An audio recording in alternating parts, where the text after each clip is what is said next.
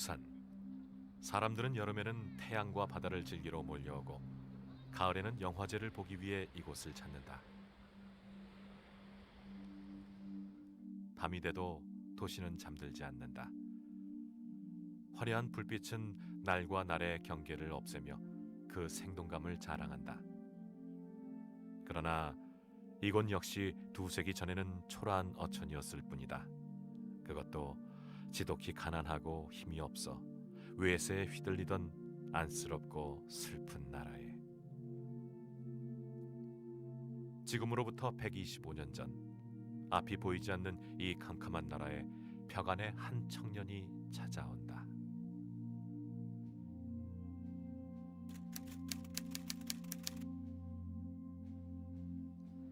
바다는 고요하고 어두웠다. 폭우의 불빛은 가끔 반짝여 그곳이 육지임을 알리고 있었지만 어둠은 이내 불빛을 삼켜버렸다. 청년의 옆에는 아름다운 여성이 어깨를 나란히 하고 있었다. 둘은 그 전해인 1890년 11월에 결혼했다. 어쩌면 두 사람에게 이 여행은 늦은 허니문이었을지도 모르겠다. 그러나 다시 돌아갈 계획이 없었다는 점에서 두 사람에게 이 여정은 여행이 아니었다. 둘은 선교사였고 신의 뜻을 헤아려 만리가 넘는 조선이란 나라를 찾아왔던 것이다. 물살이 가끔씩 배를 흔들었지만 인생을 걸고 세상에서 가장 낮은 곳을 찾은 윌리엄 베어드와 애니 베어드에게 그 흔들림은 오히려 환영 인사처럼 느껴졌다. 그렇게 부산 지역 한국 개신교의 역사는 시작된다.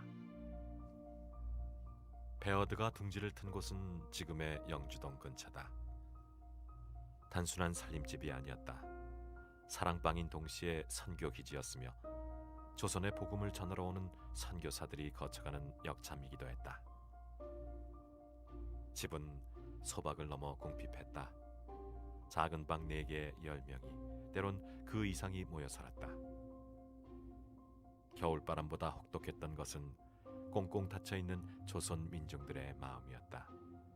그들은 성경책을 비웃었으며 놀리고 욕설을 퍼부었다.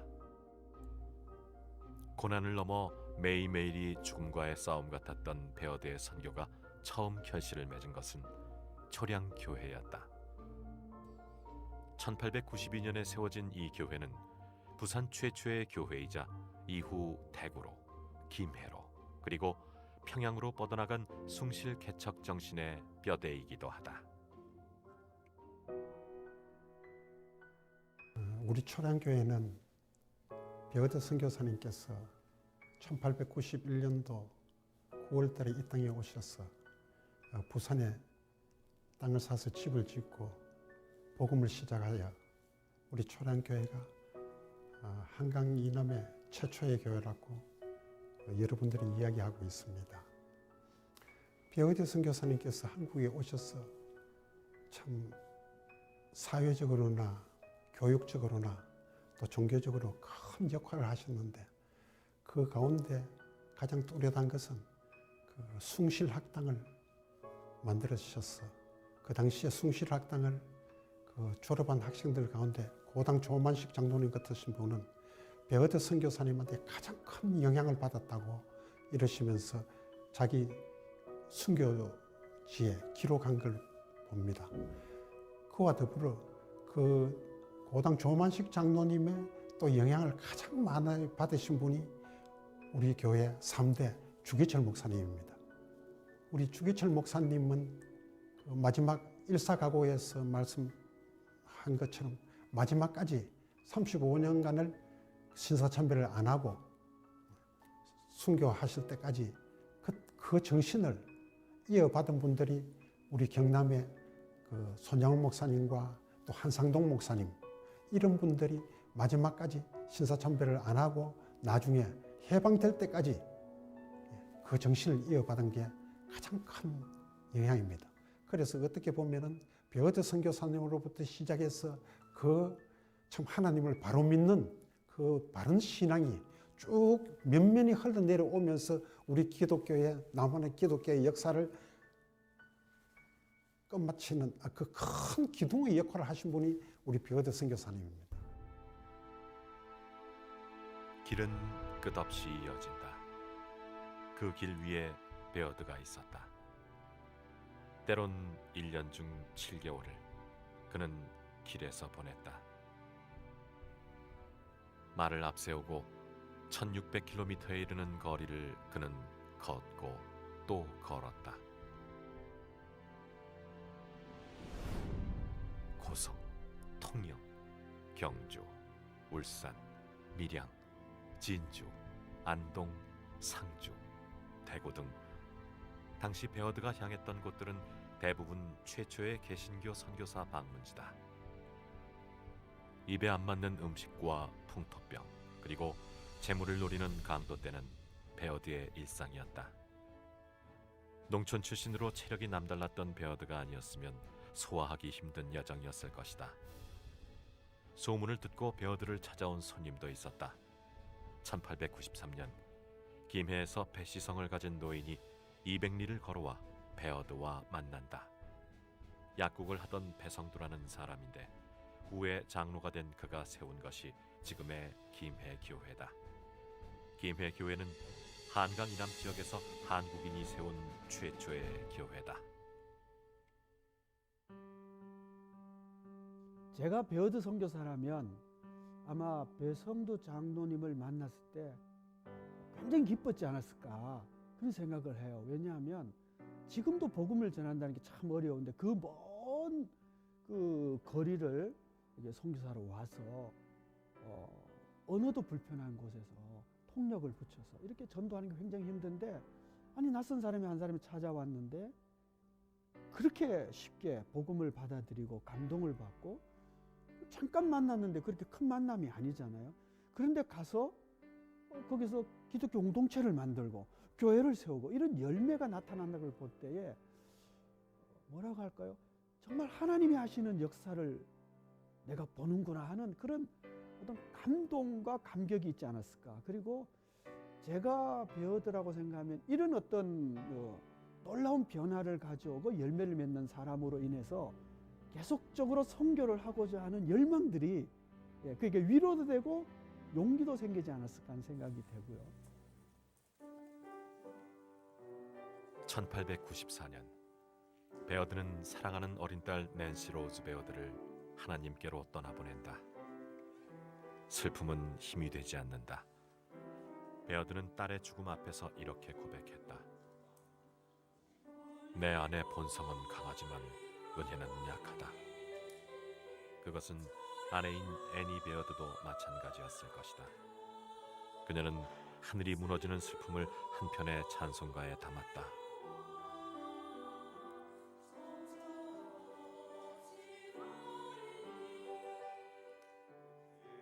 베어드의 선교 여행은 다시 이어진다. 그가 눈을 돌린 곳은 대구였다.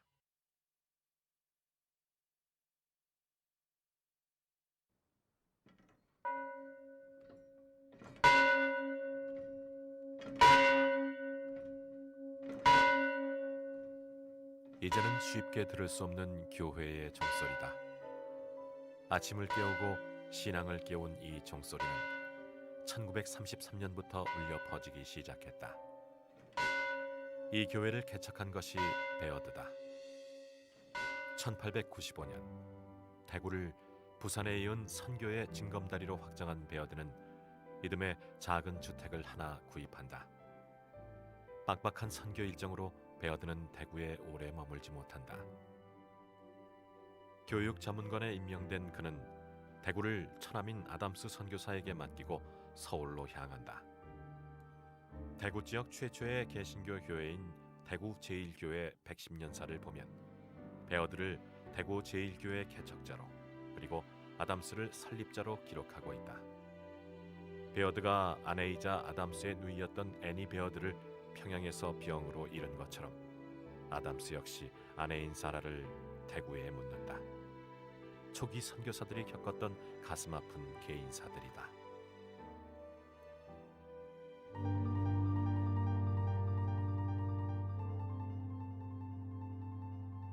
서울에서 베어드는 선교 교육 전체를 담당한다. 그러나 그는 선교를 위한 교육자였지 교육을 위한 선교사는 아니었다. 베어들을 기다리고 있는 곳은 따로 있었다. 그곳은 서울에서 한참 더 올라간 평양이었다. 평양은 부산과 또 다른 의미로 역동적인 지역이었다. 부산이 개방성이라면 평양은 진취성이라는 특징을 갖고 있었다. 특히 교육열이 높았다. 당시 평양은 초등학교 졸업생을 위한 다음 단계인 중등교육기관에 목말라 하고 있었고 1897년 베어드는 이곳에서 학당을 시작한다. 학교 이름은 숭실학당이었다. 학교를 열 때 평양 시민들이 가락지와 비녀를 팔아 건립비의 절반을 부담한 일화는 유명하다. 선교에 대한 베어드의 목마름과 교육에 대한 평양 시민들의 열기는 얼마 가지 않아 숭실대학 설립으로 이어진다. 평양에서의 베어드의 흔적은 아쉽게도 눈으로 확인할 수 없다. 베어드가 성큼성큼 걸어갔던 길은 이념으로 막혀 있다. 우리는 다만 기록으로 평양에서의 베어드의 활동을 알 수 있을 뿐이다. 그러나 길이 끝난 곳에서 길은 또 시작된다. 2017년은 평양에서 숭실학당을 시작한 지 120년이 되는 해이자 숭실에게 세 번째 창학의 출발이 되는 해이다. 통일시대가 숭실에게 단순히 분단의 끝이 아닌 새로운 시작인 까닭이다. 베어드가 걸어갔던 그 길을 통일시대의 숭실이 멈춤없이 씩씩하게 걸어갈 것이다. 최초의 대학을 넘어 최고의 대학을 위해 선교와 봉사라는 이름으로 베풀었던 인간에 대한 사랑을 인류에 대한 헌신이란 더 높은 단계로 승화시키기 위해 길은 언제나 이어진다. 이어져야 길이다.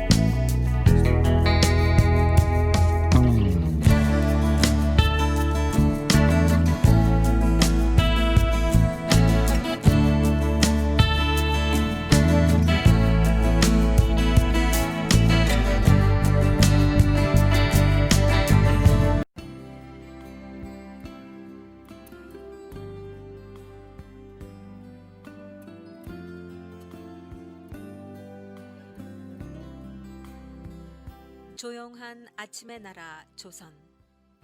그 땅을 향한 하나님의 사랑을 전하기 위해 복음을 들고 조선 땅을 찾은 백안의 서양 선교사들. 아직은 쇄국 정책과 신분 제도로 인하여 종교의 자유가 없던 조선 땅에 교육과 의료를 통한 복음 사역으로 조선 땅의 아픔과 미래의 희망을 전해주던 그들. 나라를 잃은 조선 백성을 위해 목숨을 걸고 일제에 저항하며 3.1운동의 배후 혹은 조력자였던 그들.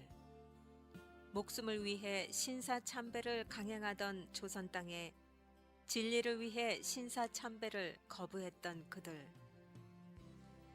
조선 땅에 복음을 전하기 위해 자신의 목숨을 돌보지 않고 땅 끝까지, 그리고 한 생명이라도, 그리고 모두가 버린 나병 환자까지 끌어안은 그들. 아버지를 이어 4대가 한국 땅을 섬기던 그들. 약혼자의 죽음을 이어 조선 땅에서 버려진 고아와 과부를 돌보던 그들. 간호사를 양성하며 조선 땅의 보건 증진을 해온 그들. 한국의 생명을 전한 위대한 선교사 50인의 이야기를 만나보십니다. 만일 나에게 줄 수 있는 1000개의 생명이 있다면 그 모두를 한국에 바치겠습니다. 나는 웨스트민스터 성당보다 한국 땅에 묻히기를 원하노라. 오늘은 베어드 선교사 편입니다. 윌리엄 베어드는 1862년 미국 인디애나에서 출생해서 1885년 하노버 대학과 1888년 매코믹 신학교를 졸업하고 이후 하노버 대학에서 철학 박사와 신학 박사 학위를 받았다. 이후 선교 사역을 하면서 가진 1926년 네 번째 안식년 휴가 때 시카고 대학, 히브리 대학, 프린스턴 신학대학 등에서 연구하기도 했던 학구파 선교사였다. 베어드의 선교 활동은 크게 초기 영남 지역 전도 활동과 후기 평양의 교육 사업으로 구분할 수 있다. 1891년 한국에 들어와 부산을 선교 구역으로 배정받은 베어드는 1896년까지 경상도 지역을 순회하며 대구의 선교 지부를 개척했고 이후 서울을 잠시 거쳐 1897년 평양으로 자리를 옮겨 숭실학당을 세우고 교육 사업에 헌신했다. 1916년 숭실대학장을 사임한 뒤에는 교재 발간과 번역 등 문서 선교에 치중했다. 경부선과 경의선을 잇듯이 부산에서 시작해 대구와 서울을 거쳐 동방의 예루살렘 평양에서 선교 사역을 만개시킨 사람이었다. 미국 북장로회 선교부는 서울 이외의 선교지부 개척을 토론하여 북부 지방에는 평양을, 남부 지방에는 부산을 그 대상지로 선정했다. 베어드보다 1년 앞서 한국에 온 마펫은 베어드와 하노버 대학과 매코믹 신학교에서 8년 동안 같이 공부한 가장 친한 친구 사이였다. 베어드는 중국 선교사로 임명되어 있었지만 선교부 총무 엘린 우드 박사가 한국의 남부 지역 개척을 간곡히 요청해 한국 땅에 발을 내딛게 되었다.